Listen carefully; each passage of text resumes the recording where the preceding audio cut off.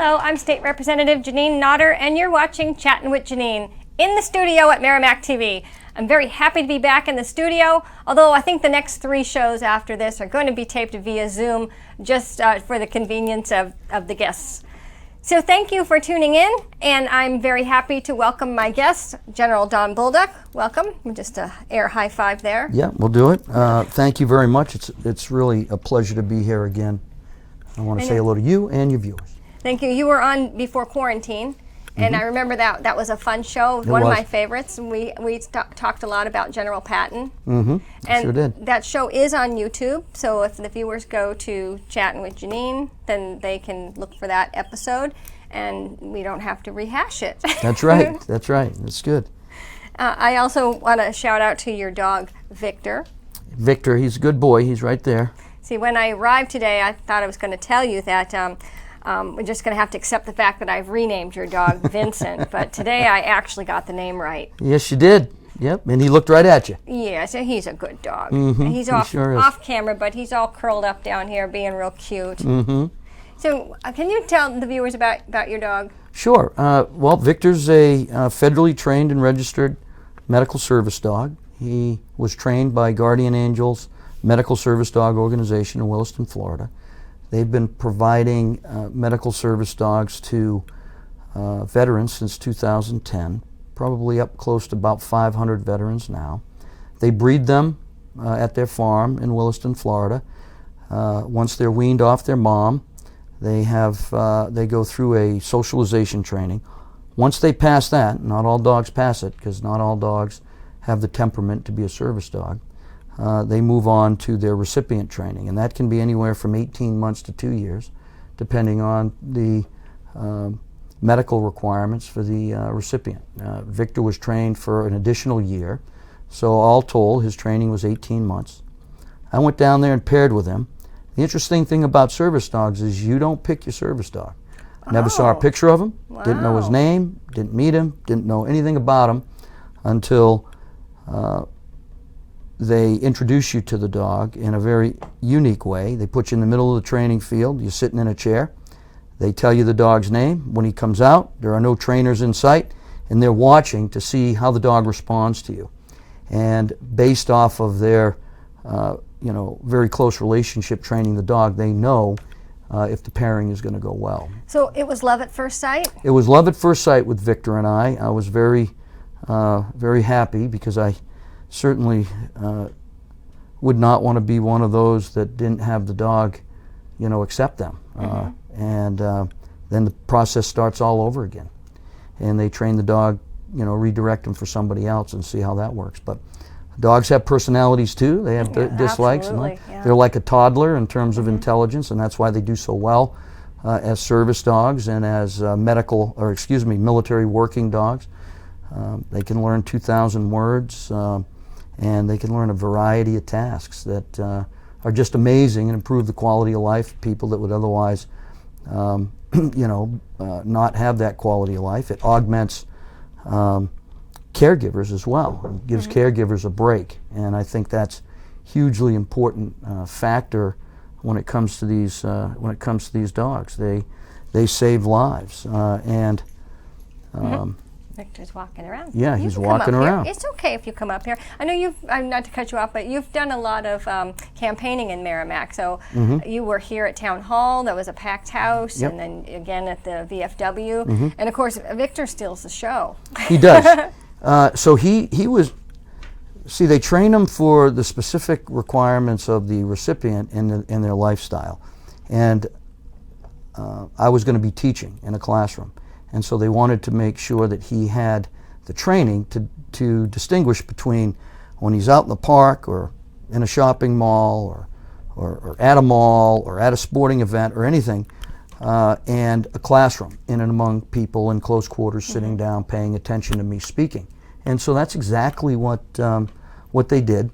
And so what he does is he likes to roam around. Yes, and he'll go and sniff out every person. He will. Looks at him and make sure that they're not a bad guy. He is such a kind soul. What I've noticed the 2 years that I've had him, pays particular attention to people in wheelchairs or have some other mobility issue. He pays attention to children that are on the autism scale spectrum. Yeah. spectrum. That's what I thought you were That's saying. the word.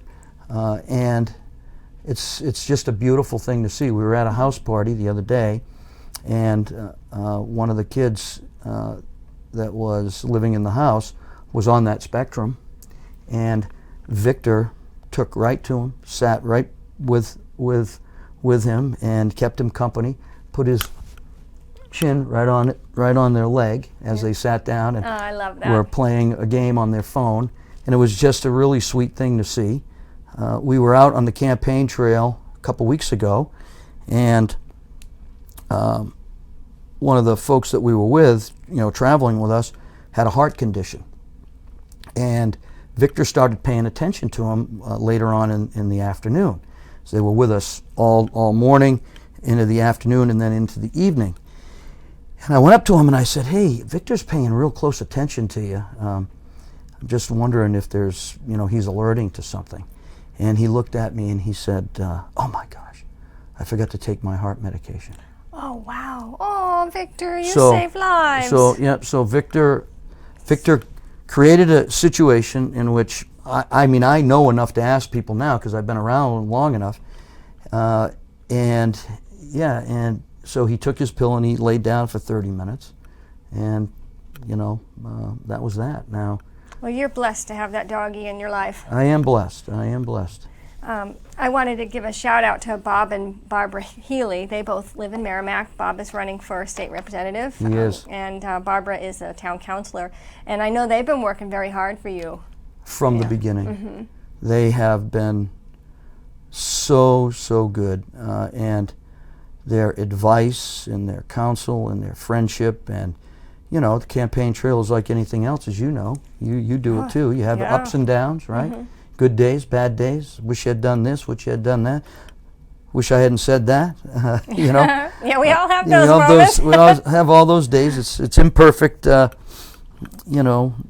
yeah, you just had a execution. recent fundraiser in Merrimack. I did. At what's the name of the restaurant? I was thinking of I had the owner from what it was. It's right down the street. Yeah, I'm sorry. I know. Oh, I'm such a knucklehead. Yeah, my mind's blank right now. But it's across from the Shaw's North. Right. And there's a center there, and it's one of those. Just drove by it. I apologize for forgetting the name, but you know what? I forget my kids' names. I do. I call them by the wrong name all the time, and they just look at me. I'm like, "What?" They said, "Well, when you get my name right, I'll Talk take about the trash wonderful out." people, and that own that restaurant. They are just. It used to be called superb. Paradise North, but now it's Village Eatery. Village We got Eatery. it. Yes. Village Eatery. Thank you very much, and thank you, Village Eatery. You're awesome. And I know J.P. Barzula is also on your team, and he's a good friend of mine. He's a state rep, and I also am familiar with his work with Liberty House. Right. So That's right. I'm sure you got to visit Liberty House. I have. I've had the honor the last 2 years to participate in the Liberty House breakfast and speak there. At the invitation of JP, and it's really an honor that what the Liberty House does now, connected to Catholic Charities, which gives it bigger space, and they are that opens it up to them being able to treat a wider number of veterans in need. And there's so many. And there are so many. You're right, and what a wonderful organization. And there's two things that I really love about campaigning, right? One is all the people that you get to meet, because there are some superb people out there in the Granite State, and there are some unbelievably beautiful locations, and you meet everybody. You meet all kinds of people, and it's just those are the two things that the real takeaways of having the opportunity and the honor to go talk to people. Yeah. That really is an honor. I know yesterday I was out campaigning with one of the other candidates, Maureen Mooney. She used to be a state rep, and now she's trying to get back in to return to the House of Representatives here in Merrimack. So we spent the day at the lake. And during campaign season, what that means is you knock on doors. That's right. That's the right. houses along the lake, and nobody's there because they're all in the backyards at the lake. So. But we did meet a gentleman that he knew who I was, and we've corresponded via email many times. I went, "Oh, gun issue? Yep, I'm a very strong supporter of the Second Amendment, which I'm sure you are too." Right. You better believe it. Yeah, it's a serious issue, and I'm very proud to be. I'm graded A by the NRA. Good for you. That's awesome. That's awesome. That's, the Second Amendment allows us to have self-protection against a tyrannical government.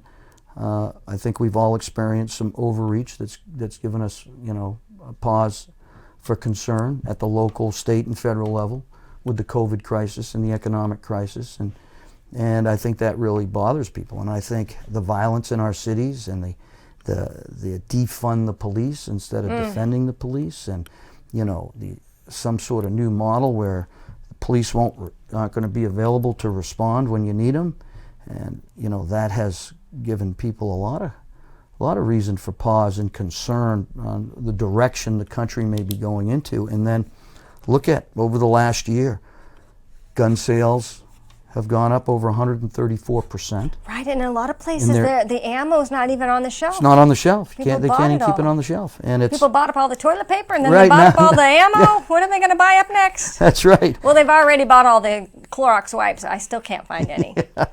Yeah, and so it's a real concern because people want to protect their property, they want to protect their family, they want to protect themselves, and in an environment in which there's no accountability in many places for these domestic terrorist organizations to infiltrate lawful gatherings, we have a real reason to be concerned. The inaction of some of our municipal leaders and our state leaders, right, across the country, and that's really, really dangerous. And so our founding fathers knew what they were doing. Oh, absolutely, yes. Oh, and I probably gave you this pop quiz when you were on before, because I tend to do that. Who's buried 2 miles away down the street? Matthew Thornton. Yes. Yes. Okay. When I didn't get that question right, I immediately left here. That was you. And Yes. drove down and made sure, put eyeballs on it, and looked it up, Googled it. You don't know something, just Google it. Yeah. You got to be careful of your source, but nonetheless, it explained the whole thing to me, and I drove down, and I saw it, and now I've, It's cool, isn't it? it's really cool. I mean, what I a saw great two- history. Yeah, two women were stopped on the side of the road looking at the monument. So I pulled over because there's the monument, but that's not where his body is. He's actually Right. So Exactly. it turns out they are relatives. That he's their ancestor. Nice. So they knew all about it. They knew that he's the last name on all the way down at the bottom, Yep. the last one to sign. Yep. They knew he had gout and all that. They knew Yeah. about the house across the street. So that was cool. I wanted to ask you, because with the COVID and quarantine, because you were out campaigning full force, and then we all stayed home, and I watched The Irishman. I always have a book with me, so I've got the book now to read. Oh, okay, yeah. I heard you paint houses about what happened to Jimmy Hoffa. That was interesting. So with COVID interrupting campaigning, when you get back on the trail, have the concerns of the voters changed? Oh, definitely. So what Definitely are they? from pre-COVID to now. I guess it's not post-COVID yet, but it's a different phase of COVID, right? And there's an economic crisis thrown in there, and then Right. there's an instability in our city's crisis, born of an unfortunate incident in Minneapolis, right? So people have changed from, I think, single issues like Second Amendment and Babies. I met a pot babies guy yesterday. That was his one yeah, issue. yeah, marijuana. I mean, they're still there, but people are real concerned about the economy. They're concerned about their children. They're concerned about getting them back to school. They're concerned about the potential deterioration in their education because they haven't been to school, and we're concerned about our veterans and the lack of social interaction that they, some of them require that as part of their therapy, and when they don't get it, it's dangerous. And we know we've had an uptick in suicides among our veterans and among our teenagers and other family members as a result. They're concerned about the debt, and now they're really concerned about two things. One, inability of Congress to work together, the ineffectiveness of the leadership, the divisiveness, the finger pointing, the blaming, and then secondly, this idea of American socialism and freedom, and this election's all about that. Yes. And if we vote in American socialism, we're going to have to fight our way back to freedom. How are we and ever we want going to to do avoid that? I mean, how do you get back to freedom? Because in the rest of the world, every single nation that's gone to socialism, we've still had America. If they take American freedom away and make us a socialist country, where are you going to go? That's it. Yeah, you're right. And this is I call it, not to be cliche, but it is a real, clear, and present danger. And if we don't highlight the dangers of more and more government control and the increase of taxes and everything that's included in the Biden plan that wasn't really written by Biden but written by Bernie Sanders and those collection of real leftists, real socialists. And socialism is just the transition, usually the transition into a communist government. And that's really dangerous. And I'm not trying to exaggerate and use hyperbole and scare people. I'm trying to get people concerned about America and what I saw in the many, many countries that I served in, and the effects of socialism and how long it takes to come out of that, the infighting that goes on, the killing of each other that goes on, the robbing from your neighbor, the loss of property, and it's all in the name right now. They've undermined our education from K through 12.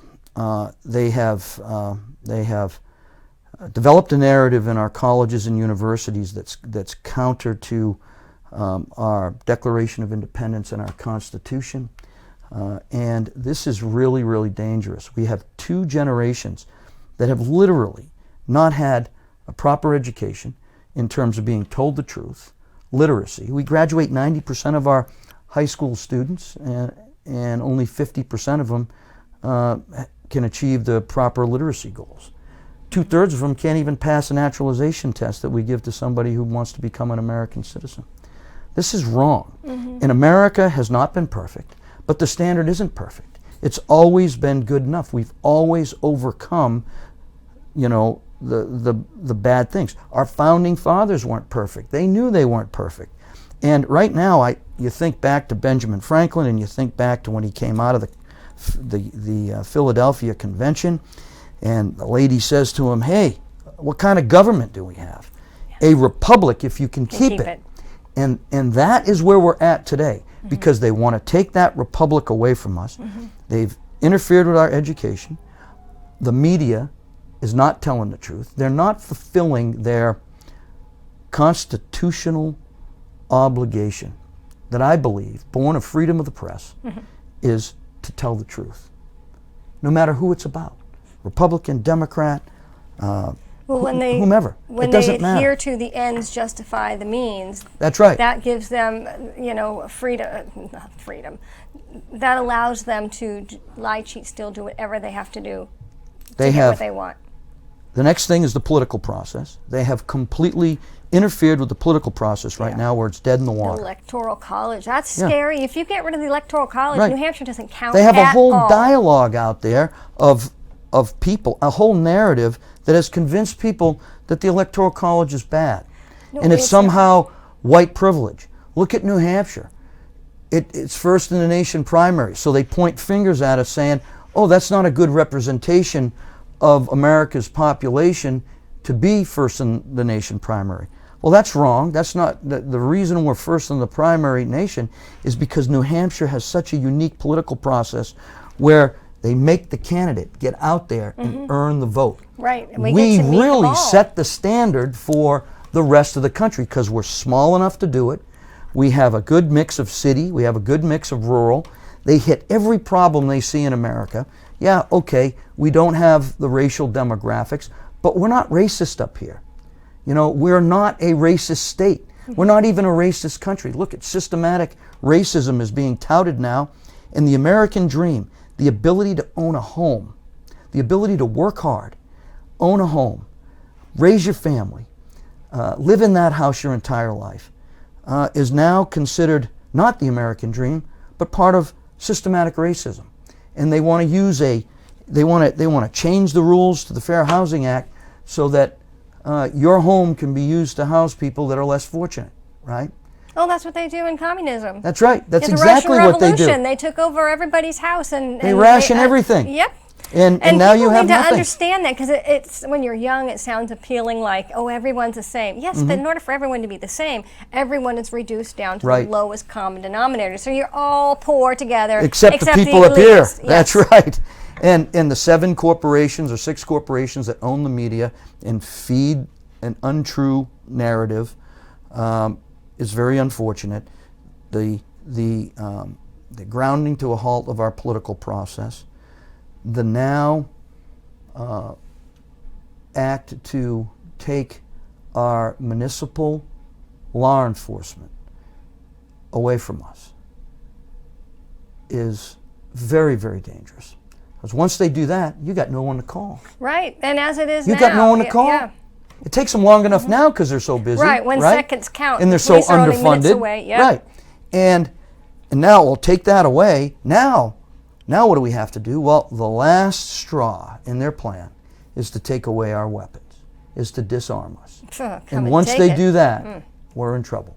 And I've talked to many people in socialist countries, communist countries, and this is the scenario. I mean, it's played out. I'm getting Facebook messages from people that I served with in Africa and Afghanistan, people that worked with in Afghanistan that we built businesses for, and they're like, what is going on in America? America is the example of freedom. It is the example of law and order. It's the example of justice. And they'll admit, hey, we don't do everything right, but we do it better than anybody else. And that's how people want to be. They want to be like Americans, and this opportunity. And the last thing, they're going to let all kinds of people in. They're going to let all kinds of people in. You open the borders, you lose your country. That's no what happened in immigration. Lebanon. And that's what I learned across the world. And that's what we tried to do, help people get control of their immigration process and help them control their borders. You end up with refugee camps, you end up with sanctuary cities. Oh. We cannot bring anybody in. At the state level, I sponsored the bill to prohibit sanctuary cities, and the Democrats killed it. Yeah, see, I'm going to bring it back. they don't even realize what they've done. I mean, in Stuttgart, Germany, my wife was telling me, I'd be in Africa. She said, oh my goodness, in Stuttgart, it's a sanctuary city. We have sanctuary policies here in New Hampshire. I know we do. Manchester, Keene, even Deerfield. Yeah, it's a bad plan. The crime goes up. Right, well, it causes all kinds of problems. Trafficking goes up, everything. So, yeah, I don't understand why. Why do we want to create a problem or exacerbate a problem that we're trying to fix when it comes to trafficking, illegal trafficking, when it comes to weapons, illegal weapons, when it comes to drugs, when it comes to all these things? We're just going to, we already have problems. Now we're going to take steps to exacerbate. And that's just in order to disrupt our lives down here so that they can garner more and more and more control up here. And we see it now. They want to control our health care. They want to ration your care. They want to tell you who can get care. You'll only get generics, and the generics are made in China, and Right. that's a whole other story. They've and that's, given I have away that our on manufacturing. YouTube too. So I'll put this show on YouTube, and you can link it with the other one from Right. before quarantine. They're also, when you're on there, I did a show on the threat of China. This was before all this happened, all the COVID China's an quarantine. existential threat to America. I've been saying it for years. I started saying it in 2013. Well, even before that, because I saw what China was doing in Afghanistan, but really stepped up my opinion about it in Africa, because what they're doing in Africa, they want to do everywhere. This One Belt, One Road initiative that they have, the new Silk Road, they're going all around through Asia, through Europe, through Africa, South America, everywhere, and they got about 168 countries signed on to this. These countries will sign and take loans from China, and China will own them economically. Yes. And the idea is to prevent the United States from being able to have free trade in these areas and exclude us from things, keeping us out. So that'll drive our products up, it'll drive our prices up, it'll hurt our economy, it'll hurt our trade. It's really terrible, right? So China, they're at the top of my list, and with the person I'm running against, Jeanine, she's a real sympathizer of China. Oh, yeah. Right? The whole Democratic Party is. They like their form of government, apparently, but even they're not socialists anymore because they realized they needed a capitalistic economic system. Free market works. Right, free really market does. works, yeah. Founding fathers knew. General, we've got about 90 seconds left, and I am going to wrap up and say goodbye to the viewers, and I'm going to give you the last 90 seconds to speak directly to the viewers on why they should vote for you on September 8th. All right. Well, thank you very much. You're This welcome. has been a great interview. My name's Don Bolduc. I'm running for the United States Senate. I want to thank the residents of Merrimack for being so good to me and my wife and Victor as we've traveled around.